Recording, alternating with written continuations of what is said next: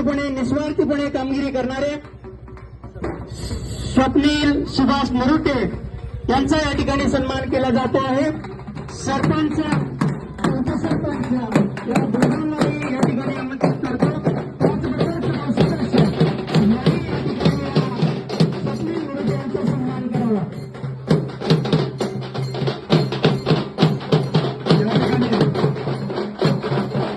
स्वप्नील नरोटेंचा हा सत्कार होत आहे। आज या ठिकाणी ग्रामपंचायत निमशेलगावच्या वतीनं जो स्वप्नील नरोटेंचा या ठिकाणी सत्कार होत आहे हा विशेष सत्कार आहे।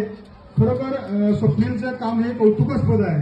हातकणंगलेमध्ये राहणारे स्वप्नील नरोटे हे आपल्या हातकणंगले पंचकृषीमध्ये कुठेही अपघात झाला, कुठेही कोणती घटना घडली तर त्या पेशंटना किंवा त्या अपघातग्रस्तांना हॉस्पिटलमध्ये दाखल करणं, त्याबरोबर सर्वात महत्वाची गोष्ट म्हणजे गेल्या मला वाटतं 20 वर्षापासून ते अत्यंत चांगल्या पद्धतीने पोस्टमॉर्टमचं काम करत आहेत।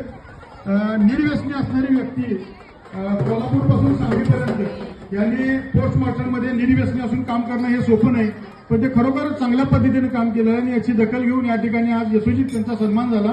त्यांच्या पुढील कार्यास मी ग्रामस्थांच्या वतीनं आणि ग्रामपंचायतीच्या वतीनं शुभेच्छा देतो। 2 मिनिटं स्वप्नील बोलावं।